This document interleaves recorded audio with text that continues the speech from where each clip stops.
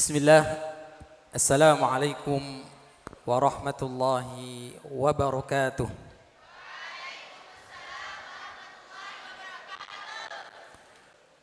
Alhamdulillah. Alhamdulillahi rabbil alamin. Wassalatu wassalamu ala khatamin nabiyyin wal mursalin wa ala alihi wa ashabihi wa man tabi'ahum bi ihsanin ila yaumiddin. Ashhadu an la ilaha illallah wahdahu la syarika lah wa ashhadu anna Muhammadan abduhu wa rasuluh la nabiyya wa la rasula ba'dah. Qala Allah Ta'ala fil Qur'anil Karim, inna hadzal Qur'ana yahdi lillati hiya aqwam wa yubashshirul mu'minina alladhina ya'maluna as-salihati anna lahum ajran kabira. Ajran hasana. Wa qala Rasulullah sallallahu alaihi wasallam, al-mahiru bil Qur'ani ma'as safaratil kiramil bararah walladhi yaqra'ul Qur'ana wa yatata'ta'u fihi wa huwa alaihi syakun lahu ajran. Yang kami hormati Ustadz Khalid sudah pulang. Kemudian Ustadz Teguh Ayah Heri dan juga yang kami hormati segenap asatidah Ma'had Tahfidzul Quran Zaid bin Sabit. Semoga Allah Subhanahu wa taala memberikan keberkahan di ma'had yang kita cintai ini. Ma'asyiral muslimin, a'azzani Allahu wa iyyakum jami'an.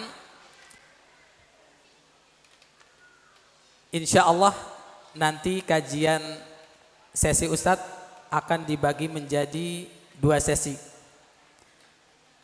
Sesi pertama, kemudian jeda door press. Artinya apa? Dicatat apa yang disampaikan, sebagian akan Ustadz tanyakan, kemudian ada selingan-selingan pertanyaan-pertanyaan sekitar Al-Quran ataupun sekitar thalabul ilmi dan lain sebagainya yang insya Allah ada hadiahnya. Ma'asyiral muslimin, azani Allahu wa iyyakum jami'an. Alhamdulillah, puji syukur kehadirat Allah Subhanahu wa taala senantiasa kita panjatkan. Sampai detik sore hari ini dalam keadaan hujan, akan tetapi Allah masih memberikan kenikmatan yang luar biasa pada kita semuanya untuk menghadiri suatu majelis yang sangat mulia, suatu majelis yang oleh Rasulullah sallallahu alaihi wasallam disebutkan, man salaka tariqan yaltamisu fihi ilman sahhalallahu lahu bihi tariqan ilal jannah. Barang siapa yang menempuh suatu jalan, jangan lupa yaltamisu fihi ilman, niatkan kehadiran antum semuanya di majlis ini, yaltamisu fihi ilman, untuk menuntut ilmu. Janjinya apa dari baginda Nabi sallallahu alaihi wasallam? Sahhalallahu lahu bihi tariqan ilal jannah. Allah Subhanahu wa taala akan memudahkan langkah kita menuju surganya. Ma'asyiral muslimin, a'azzani Allahu wa iyyakum jami'an. Sebuah amalan akan dicatat pahalanya di sisi Allah Subhanahu wa taala bukan karena amalan yang kita lakukan itu besar atau kecilnya, akan tetapi karena niatnya. Maka dari itu, sebelum kita mulai acara ini, kita update dulu, kita perbaharui niat kita. Datang ke majelis ini untuk apa? Wah, disuruh Ustadz Teguh suruh datang, nanti kalau enggak datang dihukum Ustadz. Disuruh Ayah Heri kalau enggak menghadiri acara ini dihukum. Kita update dulu niatnya. Niatnya untuk apa? Thalabul ilmi. Sebuah amalan yang kecil yang kita lakukan, ketika kita niatkan karena Allah Subhanahu wa taala, Allah akan memberikan ganjaran yang besar. Dan sebaliknya, ada kalanya seseorang melakukan amalan-amalan besar, amalan-amalan yang mulia menurut kasat mata manusia, akan tetapi ada kotoran dalam hatinya, maka akan sampai di sisi Allah Subhanahu wa taala dengan ganjaran yang kecil. Bahkan mungkin kalau tidak ikhlas, yang didapat adalah dosa. Imam An-Nawawi rahimahullahu taala sampai-sampai menyebutkan, mengurutkan hadis dalam kitab Arba'in An-Nawawi, innamal a'malu binniyat wa innama likulli imri'in ma nawa. Itu diurutkan di urutan yang pertama. Saking pentingnya niat ini. Innamal a'malu binniyat wa innama likulli imri'in ma nawa.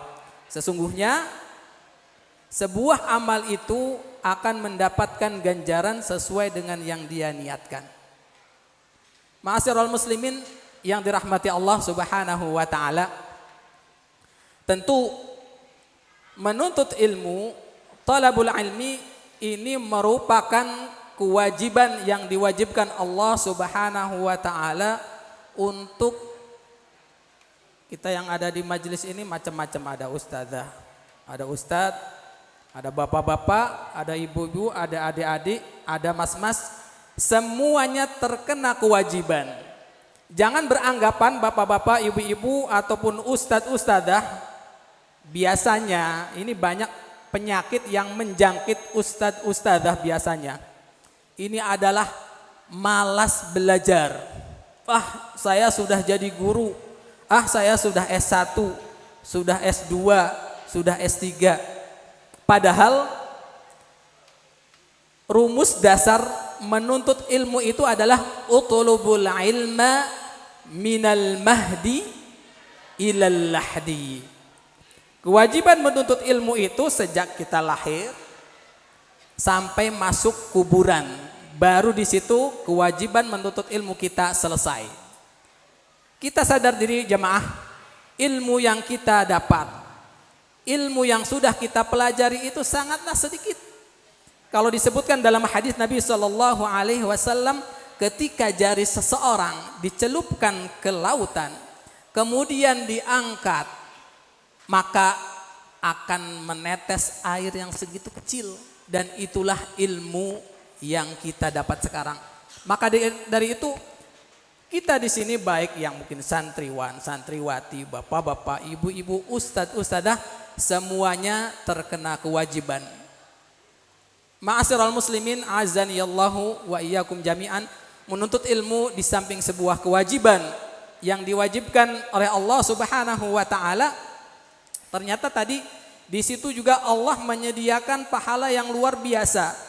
Dalam proses thalabul ilmi ini, Allah sebenarnya memberikan jalan ataupun jalan pintas menuju surga yang mungkin kita tidak bisa menggapai surga itu dengan amalan-amalan yang lain. Tadi Ustadz menyebutkan bahwasannya baginda Nabi Shallallahu Alaihi Wasallam, man salaka tariqan, barang siapa menuntut ilmu, yaltamisu fihi ilman sahalallahu lahu bihi tariqan ilal jannah.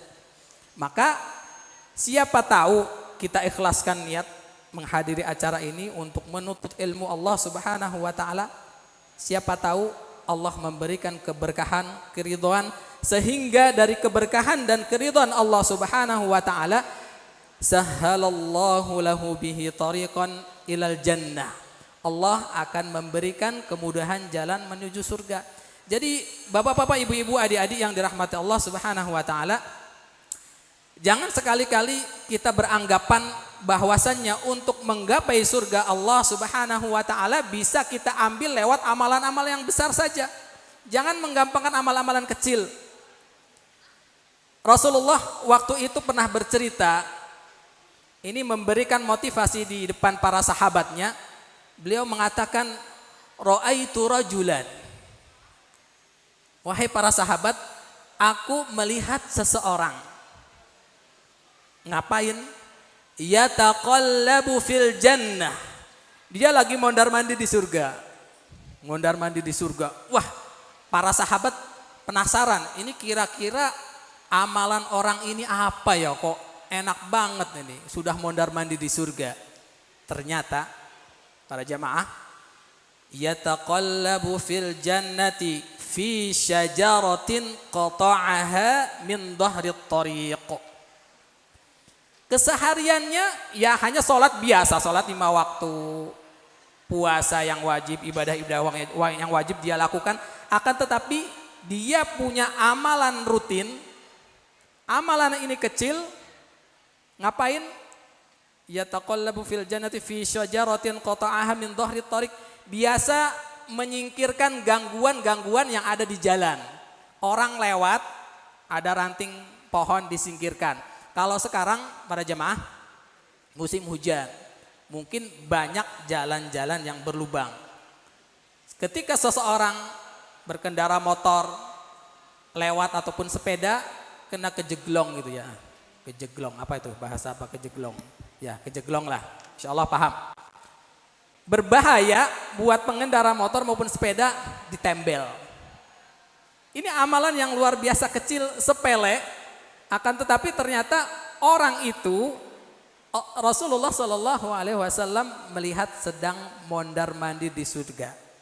Sepele ya.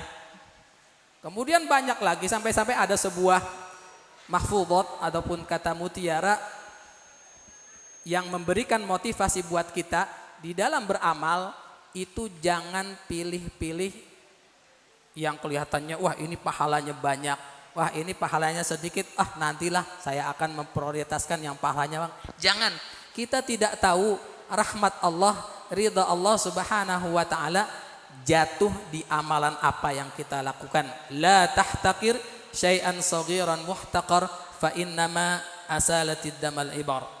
Ma'asyiral muslimin, a'azzani Allahu wa iyyakum jami'an.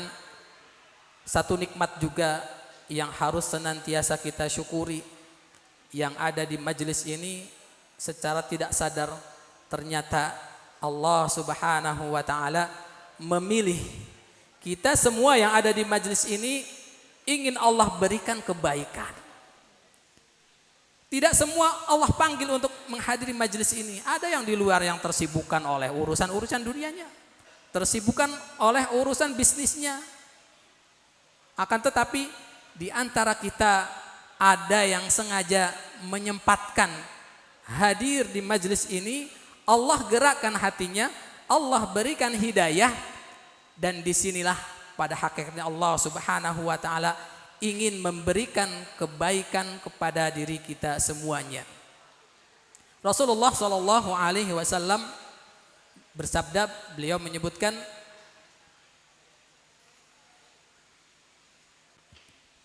apa hadisnya tiba-tiba blank.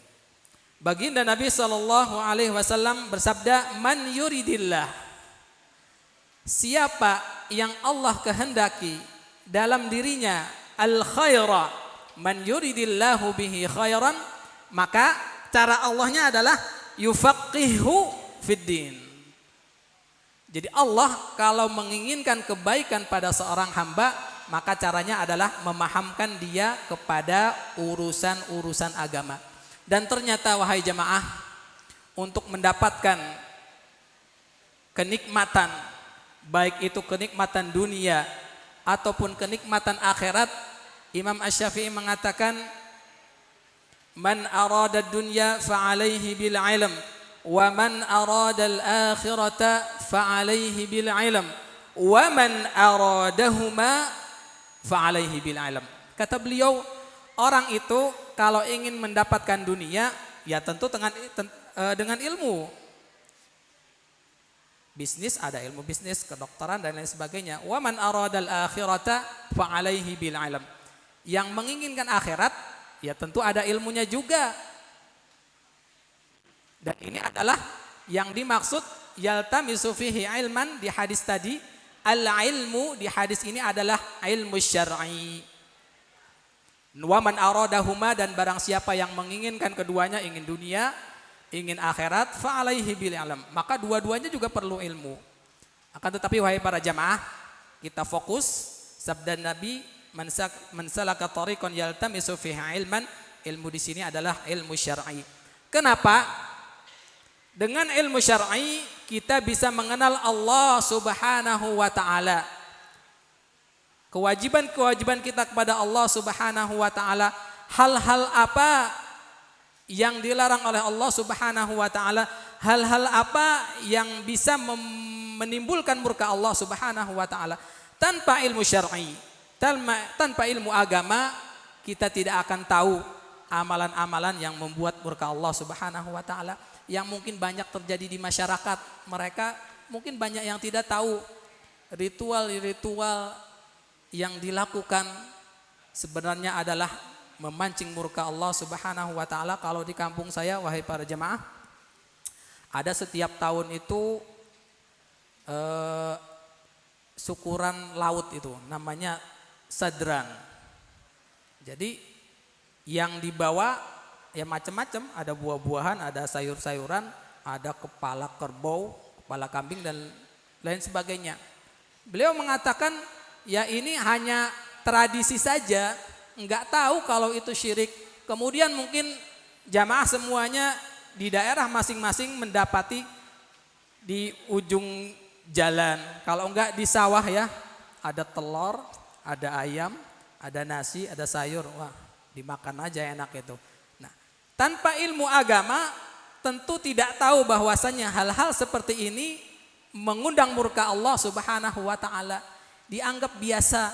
Akan tetapi sebenarnya amalan-amalan tersebut adalah merupakan sebuah dosa yang sangat besar di sisi Allah Subhanahu wa taala, sampai-sampai Allah berfirman, innallaha la yaghfiru ay yushraka bihi wa yaghfiru ma duna dzalika liman yasha. Satu dosa yaitu syirik yang tidak akan diampuni Allah Subhanahu wa taala. Wal iyadzu billah. Ma'asyiral muslimin, azanillahu wa iyyakum jami'an.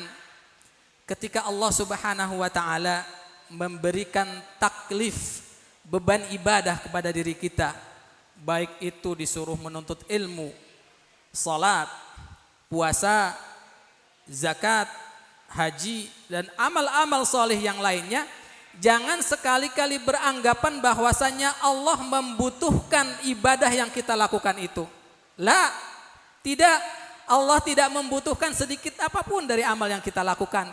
Justru sebenarnya ketika Allah memberikan taklif syariat ibadah, apapun ibadahnya pada kita, sebenarnya ini adalah rahmat Allah Subhanahu wa taala yang diberikan kepada kita semuanya. Jikalau kita melakukan amalan-amalan itu, bisa masuk ataupun bahasa bisnisnya bisa membeli surga Allah Subhanahu wa taala. Ketika berbicara tentang bisnis akhirat, Allah Subhanahu wa taala berfirman dalam surat At-Taubah juz ke-11 ayat 111, halaman paling bawah sebelah kiri. Allah berfirman, innallaha ashtara minal mu'minina anfusahum wa amwalahum bi anna lahumul jannah yuqatiluna fi sabilillah fayaqtuluna wa yuqtalun. Innallaha ashtara, sesungguhnya Allah membeli minal mu'minina, dari golongan orang-orang yang beriman, anfusahum, jiwa-jiwa mereka, wa amwalahum, dan harta-harta mereka, bi anna lahumul jannah. Ini hadis ini berbicara tentang berjihad. Artinya bukan berarti Allah membutuhkan perjuangan kamu dalam jihad. Bukan berarti Allah membutuhkan amalan jihad kamu. Allah memberikan wasilah dari amal-amalan salih yang dilakukan seorang hamba untuk membeli surga. Maka jangan sekali-kali beranggapan Allah butuh ibadah kita semuanya. Kebalik, kita yang butuh ibadah Allah Subhanahu wa taala untuk memberi surga. Ma'asyiral muslimin, a'azzaniyallahu wa iyyakum jami'an. Dan ending dari setiap ibadah yang Allah taklifkan kepada kita, yang Allah bebankan kepada kita, pada hakikatnya adalah mendidik kita untuk menjadi hamba yang bertakwa. Karena apa? Di dalam ayat-ayat Al-Quran, mari kita kaji, bapak-bapak, ibu-ibu, adik-adik. Ketika Allah Subhanahu wa taala berbicara tentang surga, maka di situ akan disandingkan kata takwa. Orang yang muttaqin bertakwa. Bukan enggak ada misalnya Allah berfirman seperti ini. Innal muttaqina fi jannat. Sesungguhnya orang-orang yang bertakwa itu di surga.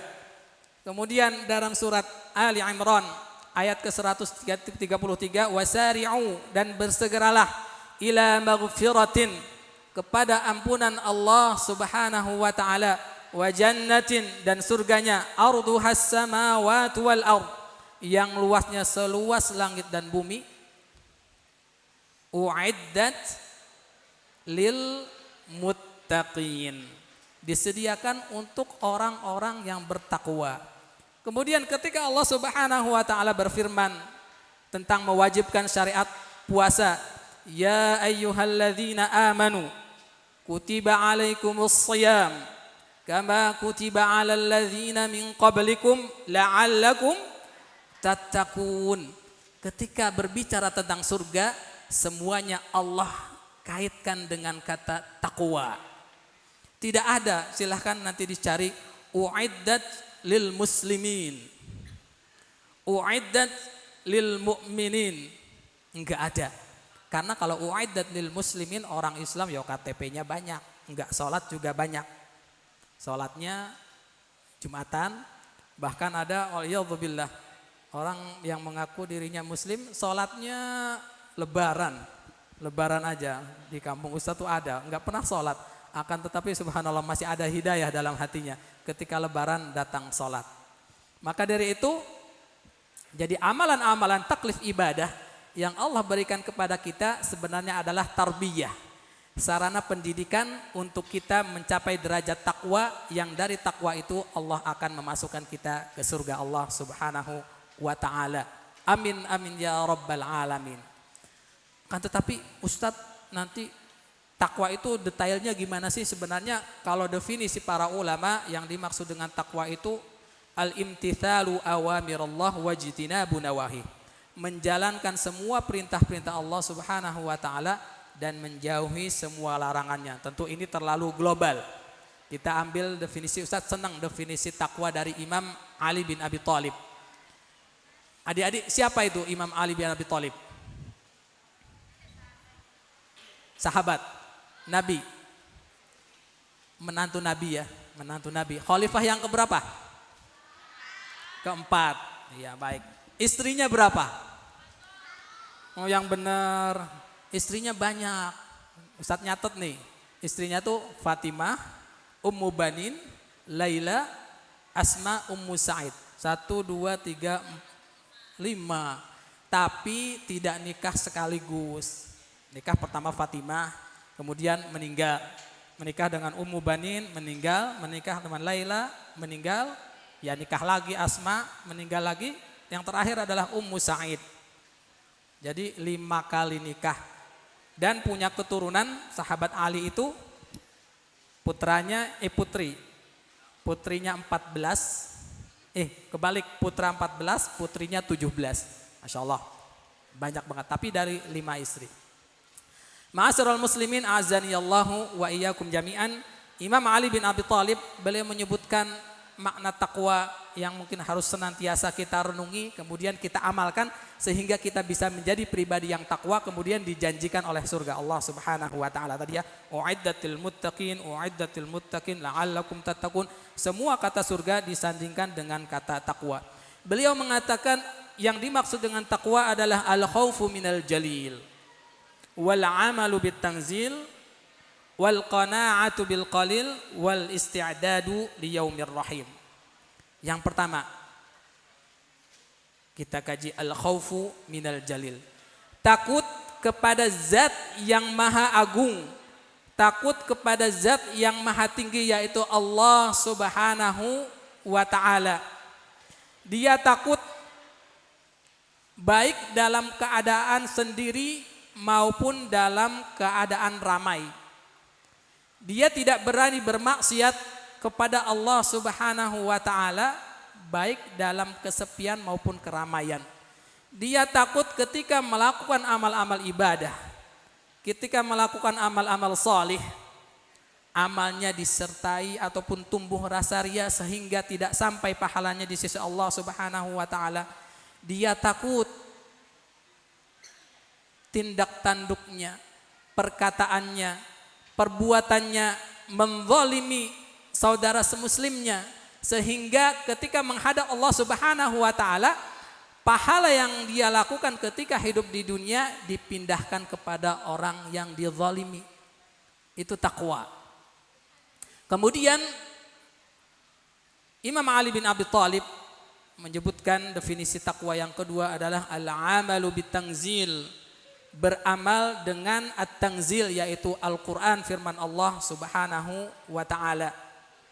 Orang-orang yang bertakwa sadar betul, tahu betul bahwasannya sebuah ibadah, sebuah amal salih akan diterima di sisi Allah Subhanahu wa taala ketika memenuhi dua syarat.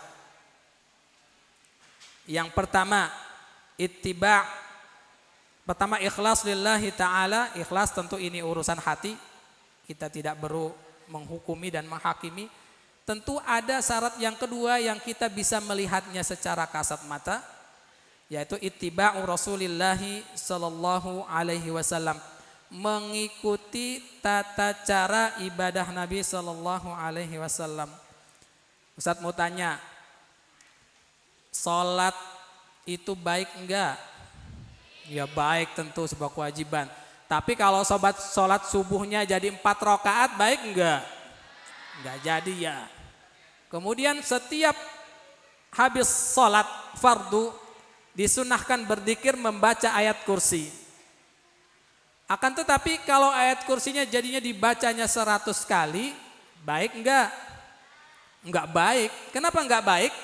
Karena jumlahnya tidak ditentukan ataupun tidak mengikuti anjuran dari Nabi Shallallahu Alaihi Wasallam.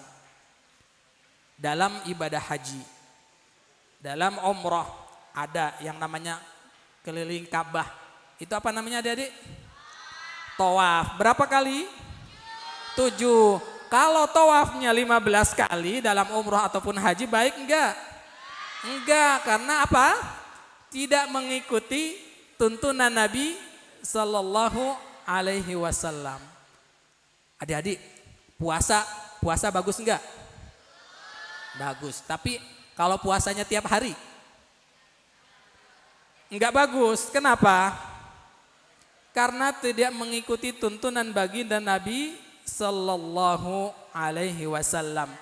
Puasa tiap hari enggak ada tuntunannya. Maksimal itu puasa yang dilakukan Nabi Dawud alaihi salam. 1 hari puasa, 1 hari tidak. Kemudian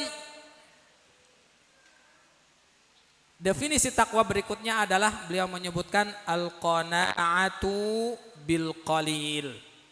Selalu merasa cukup terhadap rizki Allah Subhanahu wa ta'ala yang diberikan kepada kita al-qalil. Merasa cukup dengan yang sedikit. Karena dia yakin, dia tahu bahwasannya rizki itu sudah ditakar dan sudah ditimbang. Sejak kapan? Sejak kita belum lahir. Bahkan dalam riwayat Bukhari dan Muslim di hadis kitab Arba'in An-Nawawi hadis nomor 4, ketika Rasulullah Shallallahu Alaihi Wasallam menjelaskan tentang proses penciptaan manusia. Jadi proses penciptaan manusia 40 hari pertama air mani, kemudian 40 hari kedua segumpal darah, 40 hari ketiga segumpal daging. Nah, baru setelah itu Allah Subhanahu wa taala wa yursalu ilaihil malak, mengutus malaikat untuk ngapain? Wa yu'maru bi arba'ati kalimat, untuk mencatat 4 hal. Yang pertama adalah bikatsbi rizqihi, menentukan jatah rizki bagi dia. Habis ditiupkan ruh, Yang pertama yang diperintahkan Allah Subhanahu wa taala untuk dicatat oleh malaikat adalah bikatsbi rizqihi, mencatat jatah rizkinya. Artinya orang yang bertakwa dia yakin bahwasannya mau dikejar kemanapun, dikejar kayak apapun, kalau tidak jatahnya maka tidak akan didapat. Waliyadzubillah, ada seseorang yang mungkin niatnya kerjanya lembur, ambil jatah lembur, hari libur juga enggak libur. Tujuannya biar gajinya banyak Ustaz, biar rezeki yang saya dapat banyak, ikhtiar. Tetapi ikhtiarnya salah, banyak yang dilakukan manusia salah dalam berikhtiar. Dia kerja lembur enggak masalah, dibenarkan oleh syariat. Akan tetapi banyak orang-orang yang dia maksimal dalam bekerja dan mengesampingkan kewajibannya. Yang ini yang jadi masalah. Zuhur, adzan berkumandang. Oh, pekerjaan belum selesai, masih rapat. Asar, adzan berkumandang, nggak sempat ke masjid, ini mau pulang, nanggung nanti di rumah aja. Maghrib, isya sampai rumah lelah. Subuh capek kerja seharian, bablas, bangunnya jam 6 baru sholat subuh. Artinya dia mengejar dunia padahal sudah dijanjikan oleh Allah Subhanahu wa taala dengan mengesampingkan kewajiban. Waliyadzubillah, bikatsbi rizqihi. Artinya orang beriman, orang Islam itu hidupnya slow dalam segala urusan. Terlebih urusan rizki kita tahu sudah dijamin. Sudah dijamin ya. Orang beriman setiap ada ujian ya biasa aja. Setiap ada nikmat biasa juga bersyukur. Rasulullah Shallallahu Alaihi Wasallam menyebutkan, jadi ajaban li amril muslim, orang Islam itu ajaib. Ajaibnya kenapa ya? Amruhu kulluhu khair. Semua urusan hidupnya semuanya itu baik dengan dua syarat. In asabahul khaira, apabila Allah Subhanahu wa taala memberikan kebaikan, kasih rizkinya lancar, urusan hidupnya gampang, bisnisnya berkembang, maka syakara, syaratnya adalah bersyukur. Artinya kalau bersyukur adalah ditingkatkan amal ibadahnya. Kemudian ketika Allah Subhanahu wa taala memberikan ujian kepada diri kita, wa in asabahu dharra sabara. Apabila Allah Subhanahu wa taala memberikan ujian, dan pasti orang hidup itu akan diuji. Dan ujian ini jangan dimaknai Allah tidak cinta. Justru idza ahabballahu 'abdan ibtalah. Ketika Allah mencintai seorang hamba, maka dia akan memberikan ujian. Yang penting in asabahu dharra sabara. Allah memberikan ujian, sabar. Maka dua-duanya baik. Dapat nikmat, bersyukur, ibadahnya tambah, sedekah dan lain sebagainya. Ketika Allah suatu saat nanti menguji, sabar. Dua-duanya baik. Kemudian ma'asyiral muslimin a'azzani Allah wa iyyakum jami'an, yang terakhir dari definisi takwa yang disebutkan oleh Imam Ali bin Abi Thalib adalah al-isti'dadu liyaumir rahil. Menyiapkan bekal untuk menghadap Allah Subhanahu wa taala. Orang yang bertakwa dia yakin betul, dia paham bahwasannya hadis Nabi Shallallahu Alaihi Wasallam menyebutkan umur umatku ini sangat pendek, baina sittin wa sab'in.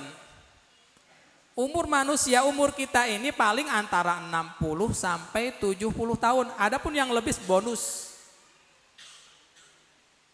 Dan waktu 60 sampai 70 tahun ini adalah waktu yang sangat pendek yang diberikan Allah, yang tidak cukup untuk kita mencari bekal guna menghadap Allah Subhanahu wa taala. Kenapa? Setiap amal yang kita lakukan keseharian itu kita belum tahu itu diterima oleh Allah atau tidak. Sholat kita setiap hari apakah menjadi sholat yang hanya kita lakukan sebagai rutinitas 5 kali sehari? Ataupun amalan-amalan yang lainnya dijadikan rutinitas, tidak dihayati, tidak dinikmati, tidak disempurnakan rukun-rukunnya. Kita belum tahu. Maka orang yang bertakwa benar-benar menyiapkan. Jadi anjuran dari Rasulullah SAW salah satunya adalah kita khawatir bahwasannya ibadah-ibadah wajib kita belum tentu diterima di sisi Allah, maka kita sokong, kita dorong, kita lengkapi pahalanya, kita sempurnakan dengan melakukan ibadah-ibadah sunnah. Setelah sholat rawatib, jangan lupa sholat sunnahnya, membaca Al-Quran, sedekah dan lain sebagainya. Al-isti'dadu liyaumir rahil, dia menyiapkan bekal untuk menghadap Allah Subhanahu wa taala. Suatu ketika Rasulullah Shallallahu Alaihi Wasallam memegang kedua pundak sahabat yang mulia Ibnu Umar. Beliau berpesan, kun fid dunya ka'annaka gharibun aw 'abiru sabil. Wahai Ibnu Umar, hiduplah kamu di dunia ka'annaka gharibun, ibarat orang asing, ibarat pendatang, aw 'abiru sabil, ataupun seorang musafir. Artinya Ustadz ini datang dari Salatiga, seorang musafir, maka Ustadz akan membawa bekal seperlunya, bawa pakaian untuk ganti, katakan 2 sudah cukup, membawa jajanan buat anak-anak, minuman untuk di perjalanan. Tidak semua baju satu almari dibawa, kasurnya dibawa, semua yang ada di rumah di Salatiga diangkut, karena hanya butuh 2 hari saja, 2-3 hari di Temanggung, kemudian akan pulang lagi. Begitu juga orang yang hidup di dunia ini, kata Rasulullah, ibaratkan orang yang singgah aja, musafir. Maka kalau tahu dia hidup di dunia ini sebentar, enggak mungkin dia mati-matian mencari dunia sampai melalaikan kewajibannya. Dia mencari dunia cukup untuk makan, cukup untuk bertahan hidup, untuk sekolah dan sebagainya. Kemudian kewajiban-kewajiban yang diperintahkan Allah Subhanahu wa taala dia dahulukan. Ma'asyiral muslimin, azzaniyallahu wa iyyakum jami'an. Wa kana Ibnu Umar, dan Ibnu Umar berkata, memberikan motivasi dan pesan kepada kita semuanya, idza amsaita, kita itu kalau berada di sore hari, fala tantadhirul masa, tantadhirus sabah. Kalau berada di sore hari kemudian tiba-tiba kita terbetik, tiba-tiba ada niat untuk melakukan kebaikan, ada niat untuk melakukan amal-amal solih, maka jangan nunggu besok. Adik-adik, wah malam ini lagi semangat murojaah saya Ustaz, mau murojaah 2 juz 1 malam. Wah besok aja lah habis subuh seger, biasanya nanti nggak jadi. Wa idza asbahta, kemudian ketika di pagi hari ada niatan terbetik melakukan amal-amal sholih, melakukan kebaikan, langsung lakukan. Fala tantadhiril masa, jangan nunggu sore harinya. Wa khudh min sihhatika limardika, kita tidak tahu ketika dalam keadaan sehat sore hari nanti kita sakit. Wa min hayatika limautika, kita tidak tahu ketika ada di sore hari, ketika kita berada di pagi hari, sorenya sudah meninggal. Maka kata Ibnu Umar, ketika ada niatan melakukan kebaikan, segera lakukanlah. Kita tidak tahu apa yang terjadi di sore hari ataupun pagi hari keesokan harinya. Ma'asyiral muslimin, azanillahu wa iyyakum jami'an. Sekarang waktunya door press. Jeda dulu ya. Ustadz sudah menyiapkan beberapa pertanyaannya. Bisa. Baik, itu aja.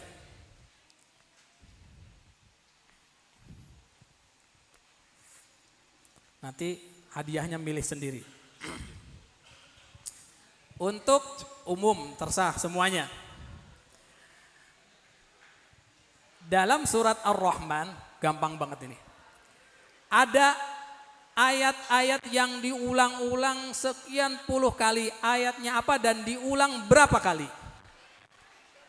Masker putih, dikasih mic mungkin ya biar kedengaran. Kasih. Satu. Oke, yang bisa, silakan bisa angkat tangan. Yuk, yang bisa angkat tangan. Berapa kali pengulangan di lafal? Sama ayat, bunyi ayatnya apa? Ayatnya ini rahasia ya, itu jadi pertanyaan ya. Nah, berapa kali di ayat-ayat yang diulang-ulang berkaitan tentang keajaiban menghafalkan Al-Quran? Atau dikasih mic ya biar kedengaran. Dikasih mic. Oh ya, silakan siapa? Angkat tangan. Angkat tangan dong. Ya, PD aja, masker PD. putih, Oke. Oh, pakai itu aja. Ya. Atau yang satu Yang ini. Baik.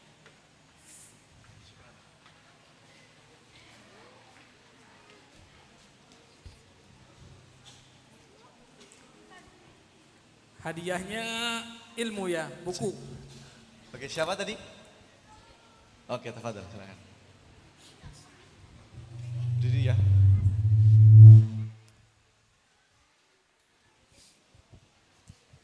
Ya.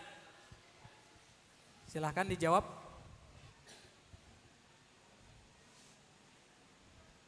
Jangan buka Quran dulu, Ustaz, sebentar, tak ngitung dulu ya. Jangan dihitung dulu.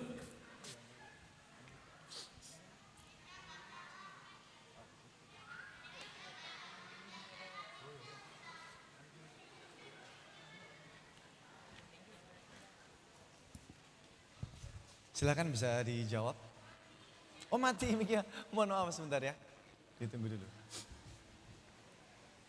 Oke, perkenalkan namanya siapa ya? Namanya siapa, alamat di mana? Habis itu sampaikan jawabannya. Silakan. Yuk langsung dijawab, biar waktunya cukup.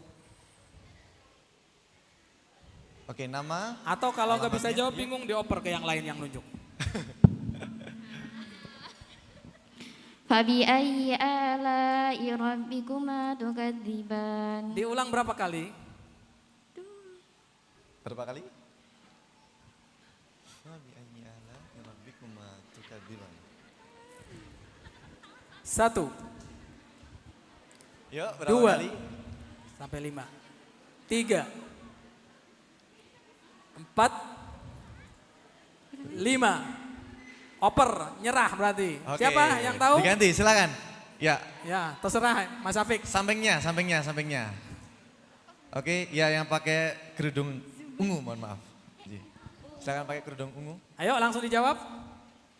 Diulang 31 kali. 31 kali. Enggak ngitung dulu ya. Baik, barakallahu fik. Maju ke depan. Silakan. Pilih sendiri bukunya. Dengan siapa? Alamatnya di mana?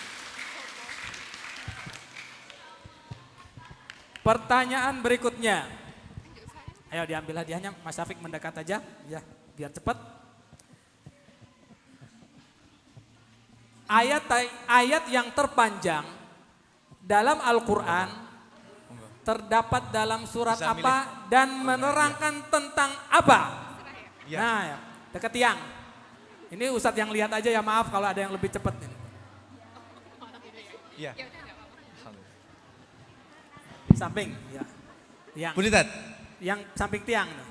Bundi. Oh iya, silakan. Tadi mic-nya di mana ya? Mic-nya di mana mic-nya? Ya. Surat apa Oh, iya. membicarakan tentang apa ayatnya?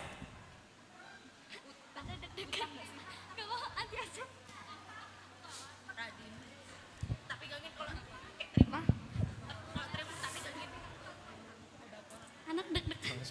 Ayo jangan lama-lama. Ayo, silakan.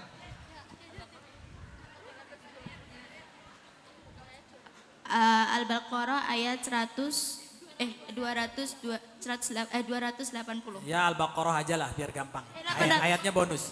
Menerangkan tentang apa? Tentang hutang. Tentang hutang. Barakallahu fiik. Betul. Taib, hadirin jamaah yang dirahmati Allah Subhanahu wa taala. Ada hikmah yang bisa kita ambil. Kenapa Allah Subhanahu wa taala berfirman satu ayat dalam Al-Qur'an di dalam surat Al-Baqarah, satu halaman full. Ternyata di situ berbicara tentang hutang piutang. Artinya apa? Allah berfirman dalam ayat yang sangat panjang, ini artinya urusan ini adalah urusan yang sangat besar, akan tetapi tidak diperhatikan oleh kebanyakan manusia, digampangkan. Bukan berarti Islam melarang untuk berhutang.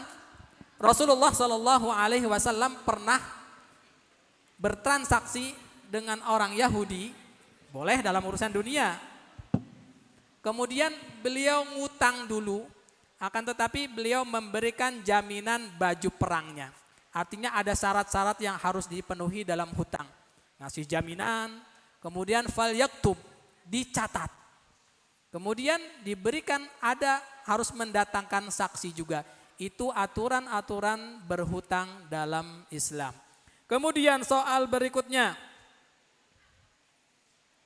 Ini selain santriwan santriwati Zabisa tidak boleh menjawab. Untuk umum. Didirikan tahun berapa rumah tahfidz Zaid bin Thabit? Atau yos umum terserah siapa aja. Karena mungkin yang luar juga nggak tahu ya. Ayo jangan nggak tahu nih. Ya, Rumah siapa? tahfidz Zaid bin Thabit Yang tahu berdiri silakan. tahun. Oke, ibu-ibu yang pakai kerudung kuning, Mas. Belakang kerudung kuning. Pojok. Ustadz aja nggak tahu. Mas Syafiq berdiri tahun berapa? Masih googling. Insya Allah. Oke, silakan bisa diberikan mic-nya kepada ibu-ibu yang berkerudung kuning. Ya. Nanti Ustadz Teguh bisa mengoreksi nggih. Tes. 2016. Ustadz Teguh, betul tidak? Belum betul. Kata Oke, beliau pertanyaan pendirinya. masih sama ya. Masih sama ya tadi ya, pertanyaan masih sama. Silahkan siapa yang bisa Belakang menjawab? tuh, paling belakang. Oke, kerudung hitam menggunakan masker biru. Mas Satria bisa diberikan mic-nya. Mau kepada ibu siapa? Sampaikan jawabannya. Sebentar. Ya, Ibu Rita, bismillahirrahmanirrahim. 2013 insya Allah. 2013. Betul Ustaz Teguh? Betul. Betul. Masya Allah. Alhamdulillah. Barakallahu Barakallahu fiik. fiik. Oke, bisa diberikan hadiahnya berupa buku. Silakan Baik. panjenengan bisa memilih buku yang terbaik menurut panjenengan. Pertanyaan berikutnya untuk semuanya. Sebutkan 4 sahabat yang dijamin masuk surga. Oke, silakan siapa yang bisa menjawab angkat tangannya. Belakang, paling belakang. tuh. Oke, belakang kerudung hitam. Oh, kerudung hitam banyak Belakang. banget ya. Kerudung hitam. Yang putra mana yang putra ini? Ayo. Ada yang bisa yang putra? 4 sahabat yang dijamin masuk surga tadi ya? Yuk silahkan. Bisa dijawab. Tadi siapa yang ngacung? Nah silahkan itu. Yuk. Yang keras. Abu Bakar, Abu Utsman, Bakar. Ali, sama siapa? Umar, Abu Bakar. Utsman bin Utsman. Affan, Abu Bakar, Ali bin Abi Thalib, Umar bin Khattab, Khattab. Satu lagi. Utsman bin Affan. Utsman bin Affan. Ustadz udah paling gampang tuh yang jelas Khulafaur Rasyidin. Yang 4 itu dijamin masuk surga. Masih banyak yang lain. Ada al-asyrah, ada 10 al-mubasyiruna bil jannah. Ada 10 sahabat yang dijamin. Barakallahu fiik. Yuk dikasih. Ini Selamat, benar ya. Silakan Mas Satria. Ataupun Mas Abdul bisa memberikan hadiahnya. Silakan bisa dipilih buku terbaik menurut yang mendapatkan hadiah. Silakan. Iya. Ini pertanyaan berikutnya Siap-siap. santri Zabisa tidak boleh jawab. Soalnya gampang banget pertanyaannya. Siapa nama pemateri sore hari ini dan asalnya dari pondok mana? Oh, Oke, silakan kepada Bapak. Ya, Bapak yang menggunakan peci dengan corak baju. wah langsung apa? kejawab Warna ini. batik ya. Barakallah. Bismillahirrahmanirrahim. Insya Allah benar Ustadz Diding Farudin dari Pondok Pesantren Pondok Tahfidz As-Surkati Salatiga. Ya, Masya Allah. Barakallah. Ternyata beliau itu salah satu wali santri As-Surkati datang ke sini. Baik. Betul. Pertanyaan Oke, berikutnya. betul ya. Silakan bisa diberikan hadiahnya. Pertanyaan berikutnya. Sebutkan 2 surat yang paling pendek. Wah gampang banget. 2 surat yang paling pendek. Oke, Mana 2 yang surat duluan? paling pendek, silakan. Kemudian ya. Mana Mas Syafiq ya? Kayaknya Pojok sana, Dad. Deket Coba tiang. ulangi. Ke tiang. Sebutkan 2 surat yang paling pendek di dalam Al-Quran. Angkat tangan. Ulangi. Angkat tangan. Oh itu. Mbak-mbak yang, sampingnya mbak-mbak yang tadi ngacung. Nah itu. Mas Abidali bisa berikan mikrofonnya. Itu daerah sana itu. Yang tadi kan sudah, sampingnya. Ayo langsung dijawab. Al-Kausar sama Al-Atsar. Al-Asr, ya barakallahu fiik. Pertanyaan terakhir, bonusnya ini agak susah. Bonusnya buku dan uang 50.000. Uang dan 50. Siap. Buku dan 50.000 silakan. Syarat untuk bersaudara itu apa, dalilnya apa? Syarat bersaudara dan dalilnya apa? Silakan yang bisa menjawab. Dapat buku Bisa dan bonus angkat uang. tangan, sebutkan nama dan jawabannya. Silakan. Ada yang bisa? Moga para santri ataupun para jamaah. Ayo siapa? hadirin Syarat yang- bersaudara di dalam firman Allah ada syaratnya. Dalilnya sebutkan ayatnya. Terakhir. Oke, sebutkan ayatnya Lumayan dan- buat beli mie ayam ini. 50.000 beserta Ayo. buku yang insya Allah manfaat. Insya Allah sebenarnya ayatnya sudah pada hafal. Cuma bingung nyarinya sebelah mana, ayatnya apa gitu. Insya Allah sudah hafal. Moga yang bisa menjawab Hitung sampai bisa 10. angkat tangan. 1, 2, 3, 4, 5. Ada yang angkat tangan? Oke silakan. Bapak yang menggunakan batik warna coklat, berpeci hitam, Iya. bermasker putih. Silakan Mas Abidali bisa memberikan. Semoga bisa mic-nya. terjawab. Sebutkan nama Nipun Panjenengan dan juga jawabannya. Assalamualaikum warahmatullahi wabarakatuh. Waalaikumsalam. Nama saya Abdul Ghafur. Pertanyaannya saya ulangi lagi, apa syarat bisa Iya. bersaudara gitu? Iya. Ya. Salah satunya adalah ta'aruf. Apa Pak? Ta'aruf Ta'aruf. atau perkenalan. Kurang tepat. Yang saya ganti ya. Ya. Di ayat Silakan. itu ada. Jadi seorang beriman itu bersaudara. Oh, Oh, iya, berarti iya. Dalam surat Al-Hujurat yang tadi. Ya. Inna Berarti syaratnya apa Pak? beriman. Beriman. Ya, barakallahu fiik. Wah, enggak Oke, pakai amplop nih. alhamdulillah, Mas Syafiq, barakallah. titip. Ya. Jadi Allah Subhanahu wa taala berfirman, "Innamal mu'minuna ikhwatun." Orang beriman itu ikhwatun, bersaudara. Jadi syarat persaudaraan itu bukan harus jamaahnya sama, organisasinya sama, ustadznya sama, ngajinya di Ustadz Umar. Kalau enggak Ustadz Umar bukan jamaahnya, bukan saudara. Apapun lain sebagainya. Wah, dia kalau subuh kunutan. Enggak bersaudara, saya Muhammadiyah enggak kunut.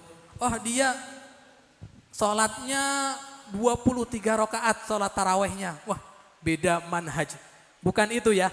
Innamal mu'minuna, ketika dia beriman, iman itu man amana billahi wa malaikatihi wa kutubihi wa rusulihi wal yaumil akhir. Allahnya sama, kitabnya sama, malaikatnya sama, nabinya sama, maka dia bersaudara. Barakallahu fikum. Pertanyaannya lumayan seru. Ustadz izin minum dulu sebelum melanjutkan ke session yang kedua. Insya Allah motivasi menjelang menyambut bulan suci Ramadan.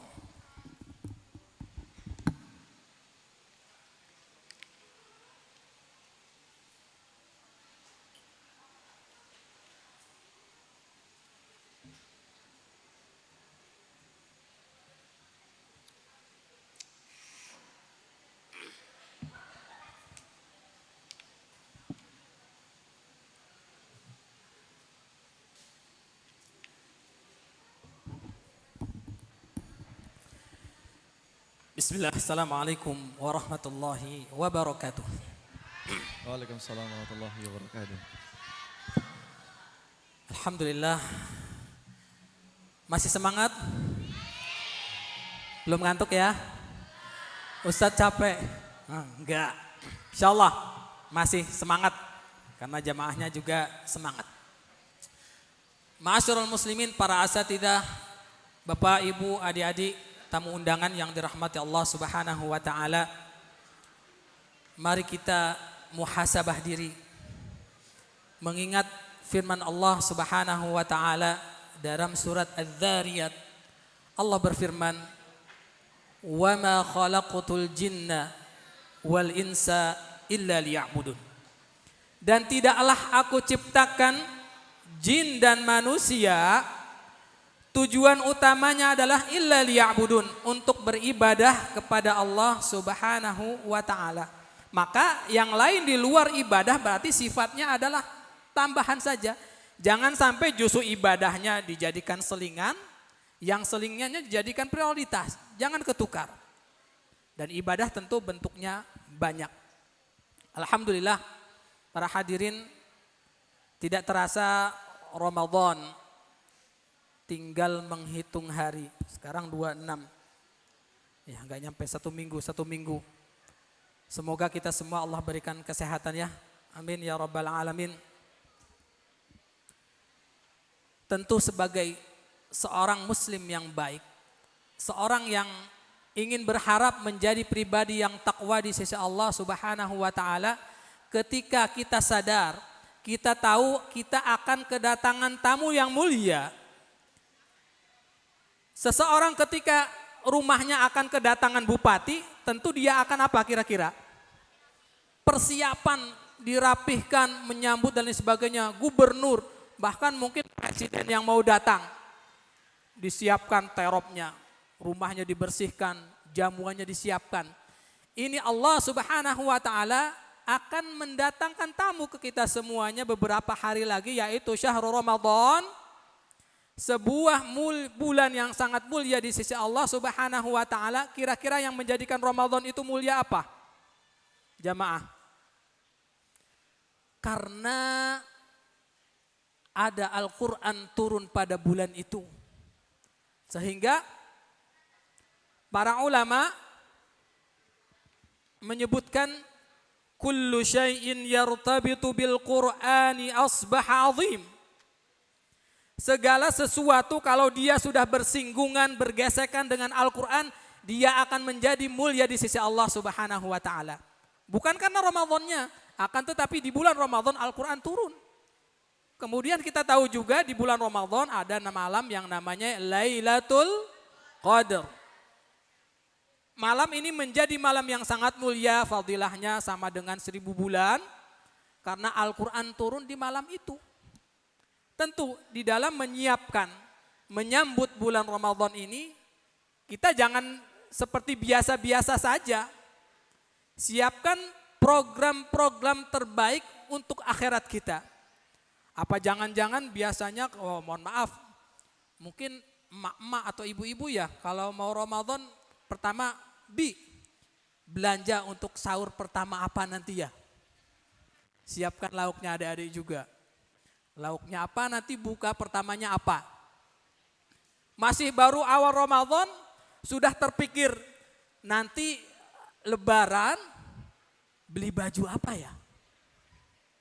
Baru awal sudah mikir seperti itu. Nanti sendalnya apa ya? Nanti Lebaran beli kupat ya. Menyiapkan ini dan sebagainya. Ya Allah, orang yang beriman di dalam menyambut kedatangan tamu yang mulia ini, kita persiapkan untuk program-program akhirat. Para sahabat dan salaf itu karena saking taunya dan memahami betul fadilah bulan suci Ramadan, Imam Asy-Syafi'i disebutkan dalam kitab Kana Syafi'i yakhtimul Qur'ana fi Ramadan 60 khatmatan. Adalah Imam Asy-Syafi'i, beliau itu kalau udah datang bulan Ramadan, fokus kerja itu selingan. Baca Al-Quran, 60 khatmatan, dan sudah biasa beliau itu menghatamkan Al-Quran 60 kali hatam. Artinya sehari 2 kali hatam, enggak kebayang. level kita terlalu jauh. Bukan berarti ketika kita melihat, itu kan Imam Asy-Syafi'i Ustaz, ya oke lah. Itu Imam Asy-Syafi'i 60 kali hatam, paling tidak merupakan sebuah aib. Ketika orang Islam, orang beriman, ingin menjadi pribadi yang takwa di hadapan Allah Subhanahu wa Ta'ala, tidak hatam Al-Quran di bulan suci Ramadan walau 1 kali hatam. Aib. Artinya target. Minimal 1 kali hatam. Kalau di bulan yang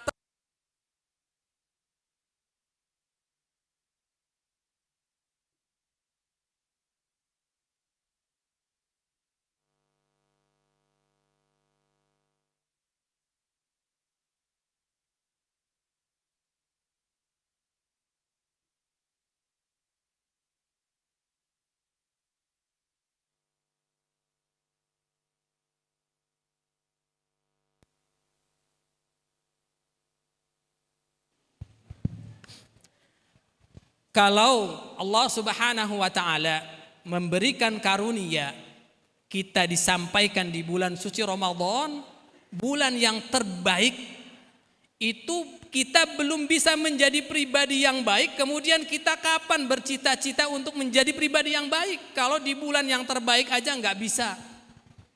Maka dari itu yuk kita buat program. Pertama, ya tentu sudah menjadi sebuah kewajiban seorang muslim hatam 30 juz dalam sebulan. Target, enggak ada yang enggak mungkin. 1 juz itu kalau memang diniatkan gampang. Jangan tanya kalau santri-santri bisa. Lewat ya.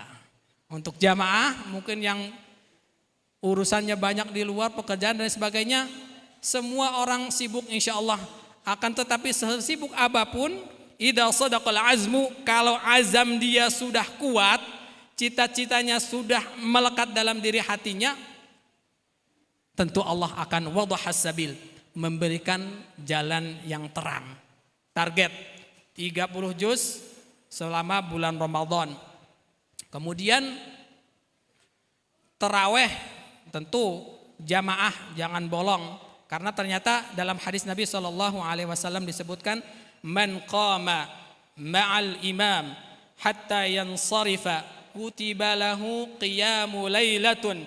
Barang siapa yang salat tarawih di masjid dengan imam, maka Allah akan mencatat sebagaimana pahala seorang hamba melakukan qiyamul lail sepanjang malam.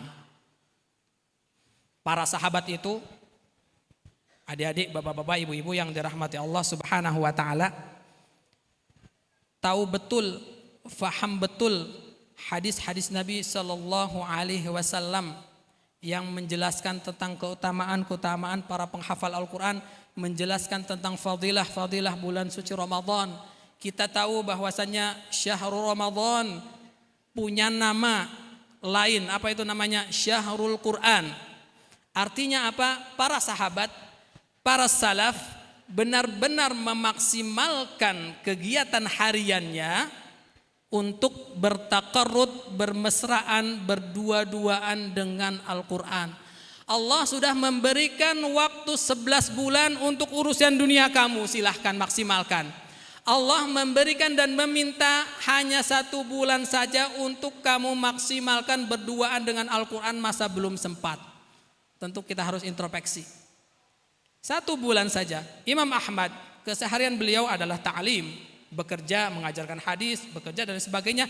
Akan tetapi ketika datang bulan Ramadan, beliau meliburkan ta'limnya, pekerjaannya. Untuk apa?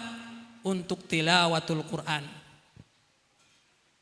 Bapak-bapak, ibu-ibu, adik-adik yang dirahmati Allah Subhanahu wa Ta'ala, kita mengatakan bahwasannya saya cinta Al-Quran.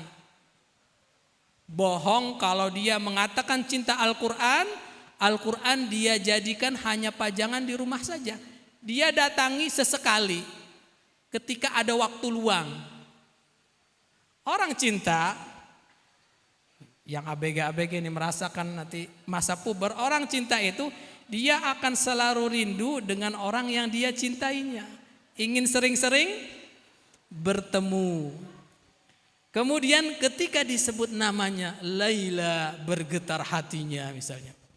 Begitu juga perumpamaan Allah Subhanahu wa taala dalam surat Al-Anfal, Allah berfirman, "Innamal mu'minuna alladzina idza dzukirallah wajilat qulubuhum wa idza tuliyat 'alaihim ayatuhu zadatuhum imana."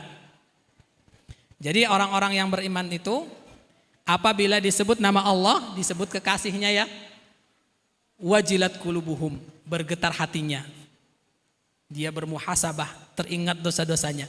Kemudian cirinya adalah ciri selanjutnya, wa idza dzukirallahu wajilat qulubuhum wa idza tuliyat alaihim.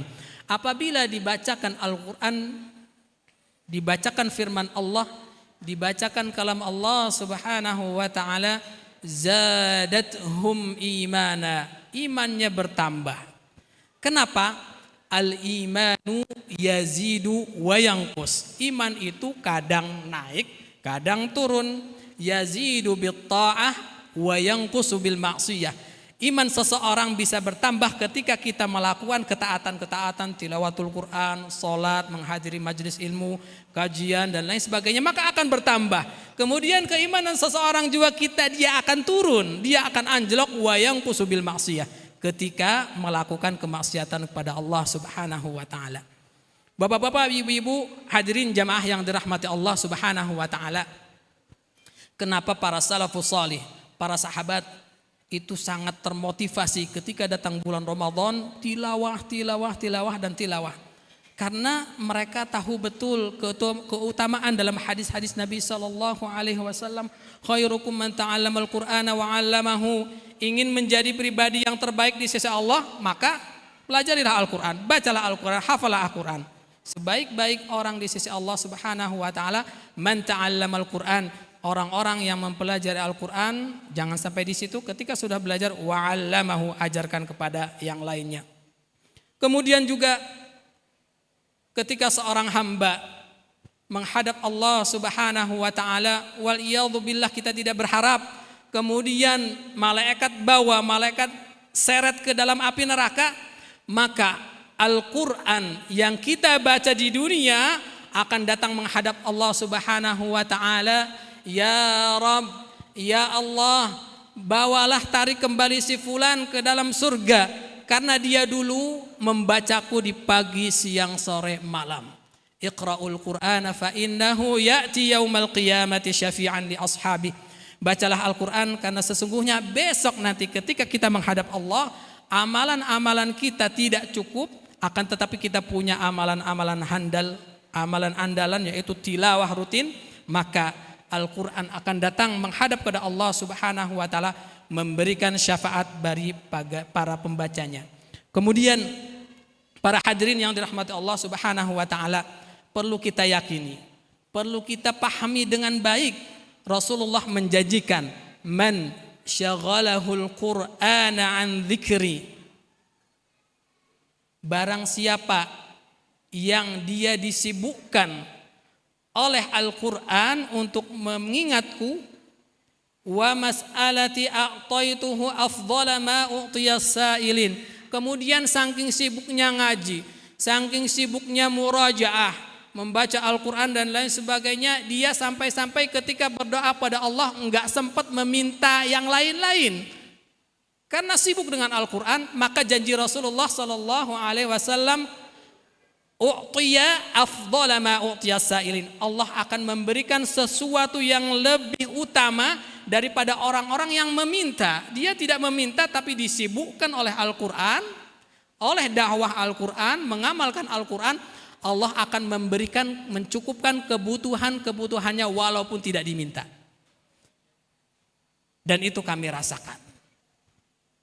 Kita yakin Allah Razzaq. Dia sibuk mendakwahkan Al-Quran, menghafal Al-Quran, membaca Al-Quran, sampai-sampai enggak sempat ke Allah itu minta sesuatu. Tapi Allah Maha tahu dan Allah akan mencukupi, akan memberikan sesuatu yang lebih afdol daripada orang yang minta. Hadirin jamaah salat Jumat, jamaah salat Jumat. Dalam biar ini. Ma'asyiral muslimin azanillahu wa iyyakum jami'an. Ada sebuah pesan yang sangat menyentuh hati. Ustadz waktu itu membaca sebuah nasihat dari Allahu yarham Syekh Ali Jabir. Beliau pernah mengatakan, jikalau diri kita belum bisa menjadi penghafal Al-Quran, ini untuk bapak-bapak, ibu-ibu, maka bercita-citalah untuk menjadikan anak kita menjadi para hafidhatul Quran. Akan tetapi jikalau Allah belum mentakdirkan anak kita juga menjadi para penghafal Al-Quran, paling tidak harta yang kita miliki bisa kita gunakan untuk mendukung program-program para penghafal Al-Quran. Sehingga kullu syai'in yartaditu bil Qur'ani asbaha azim. Karena segala sesuatu kalau sudah bersinggungan dengan Al-Quran akan menjadi mulia. Tidak menjadi penghafal Al-Quran, harta kita ikut dalam program para penghafal Al-Quran. Ustadz, saya ngaji aja belum lancar Ustadz, apalagi menghafal Al-Quran. Bukan masalah itu. Allah Subhanahu wa ta'ala, bapak-bapak, ibu-ibu, akan nagih ke kita, akan menghisab kita, akan bertanya kepada kita kelak di akhirat, bukan kamu sudah hafal berapa, bacaan kamu kok masih jelek, belum bagus, itu enggak akan ditanyakan. Yang akan Allah tanyakan kepada kita semua adalah sejauh mana usaha dan ikhtiar kita untuk mempelajari Al-Quran. Karena yang memberikan nikmat bisa menghafal, bisa bagus, Allah Subhanahu wa ta'ala. Akan tetapi semua itu tidak akan bisa kita capai tanpa ikhtiar. Maka bapak-bapak, ibu-ibu, walaupun sudah tua Ustaz, enggak masalah. Tetap belajar dan berikhtiar. Karena dalam ikhtiar itu ada pahala. Ma'asyiral muslimin azanillahu wa iyyakum jami'an. Setidaknya nanti kita masuk kategori hadis Nabi sallallahu alaihi wasallam, al-mahiru bil Qur'ani ma'as safaratil kiramil bararah walladhi yaqra'ul Qur'ana wa yatata'ta'u fihi wa huwa alaihi syakun lahu ajran. Orang yang pandai membaca Al-Qur'an, yang pandai menghafal Al-Qur'an, insyaallah santri-santri Zabisa ini masuk kategori yang ini ya. Besok adik-adik ma'as safaratil kiramil bararah, bersama para malaikat yang mulia di surga nanti. Amin ya rabbal alamin. Ustadz, kami bapak-bapak, ibu-ibu masa bacaannya masih jelek, gimana terus? Tenang aja. Walladzi yaqra'ul Qur'an, orang yang membaca Al-Qur'an wa yatata'ta'u fi. Dia terbata-bata. Masih putus-putus, ya tajwidnya belum jelas dan lain sebagainya. Enggak apa-apa, terus belajar. Walladzi yaqra'ul Qur'ana wa yatata'ta'u fihi. Dia terbata-bata, falahu ajran. Dia dapat 2 pahala. Pertama, pahala terus berusaha, terus jangan nyerah, karena kewajiban kita belajar bukan untuk pinter. Pinter tuh nanti urusan bonus dari Allah Subhanahu wa ta'ala. Kemudian bonus kedua adalah man qara'a harfan min kitabillah falahu bihi hasanah fal hasanatu bi 10 amsalha. La aqulu alif lam mim harfun walakin alifun harfun wa lamun harfun wa mimun harfun. Orang ketika membaca Al-Quran itu setiap huruf Allah berikan satu kebaikan dilipat gandakan menjadi 10 kebaikan. Itu ketika seseorang belajar Al-Quran, ataupun adik-adik pernah enggak ngafal Al-Quran susah ngapalnya kemudian lupanya cepat? Sering Ustadz, sering ya, ngafalnya susah hilangnya cepat. Enggak masalah. Ternyata lupa itu sebenarnya ketika kita berhusnudzon kepada Allah Subhanahu wa ta'ala, lupa adalah sebuah kenikmatan yang harus disyukuri. Aduh Ustadz, lupa kok disyukuri. Iya, ketika seorang hamba lupa kemudian murojaah, Setelah lancar ditinggal berapa hari lupa lagi, murajaah lagi, diulang lagi, ingat lagi, ditinggal kesibukan lupa lagi. Berulang-ulang seperti itu, maka secara tidak langsung dia mengulang-ulang ayatnya banyak kalau lupa. Artinya banyak kebaikan yang Allah sediakan, yang Allah berikan kepada orang-orang yang lupa. Bisa jadi ketika seorang hamba Allah berikan kenikmatan kecerdasan, ngapalnya cepat, hilangnya lama. Dia merasa cukup, saya cerdas kok, ngapal sebentar habis itu ditinggal, gak apa-apa. Artinya dia melafadzkan Al-Quran lebih sedikit daripada orang-orang yang lupa. Tapi lebih enak lagi ya semuanya enak ding, semuanya enak, tinggal kita menjalaninya. Baik yang lupa akan tetapi Allah berikan kesempatan untuk mengulang, artinya akan banyak huruf-huruf yang dia baca. Ma'asyiral muslimin, azani Allahu wa iyyakum jami'an.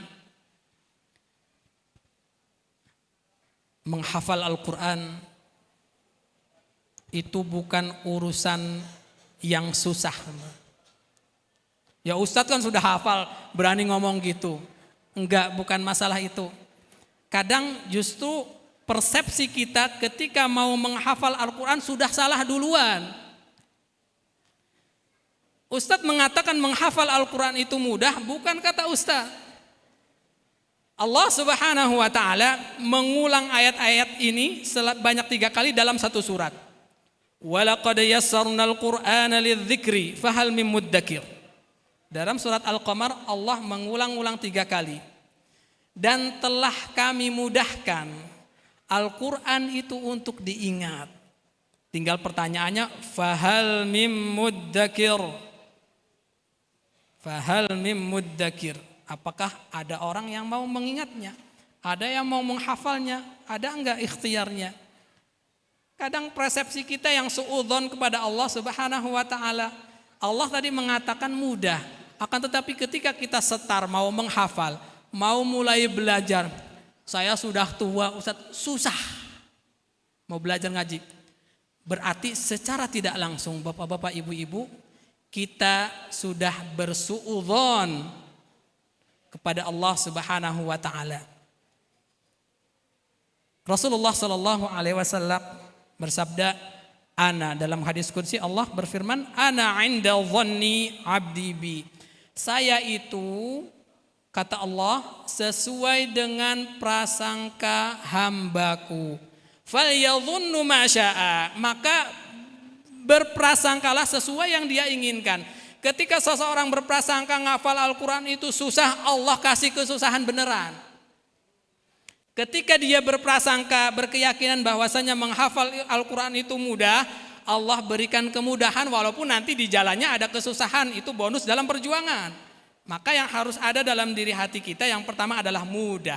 Mudah dan mudah, urusan susah nanti belakangan. Banyak kok cerita-cerita bapak-bapak, ibu-ibu yang sangat menginspirasi. Nanti kalau ada yang bawa HP buka di YouTube Fajar RCTI. Nanti hafid Quran itu ya. Beliau itu divonis oleh dokter punya gangguan otak, saraf. Sehingga antara gerak tangan dengan gerak mulut bicara itu enggak bareng. Akan tetapi beliau dibacakan Al-Quran setiap hari oleh orang tuanya. Kemudian ditalkinkan. Ternyata atas izin Allah Subhanahu wa ta'ala sekarang usia 8-9 tahunan hafal Al-Quran 30 juz. Beberapa waktu yang lalu di Surabaya ada nenek usianya 77 tahun di wisuda di usia 80 tahun, wisudawati termuda. Tertua ya. Di 80 tahun mulai menghafal 77 tahun, hafal 80 tahun bisa ternyata. Karena niatnya bulat, yakin kepada Allah Subhanahu wa ta'ala. Kemudian, para jamaah, ada sebuah kisah yang mungkin ini sangat mengetuk hati kita. Ada namanya Mu'adz dari Mesir. Beliau Allah berikan ujian buta.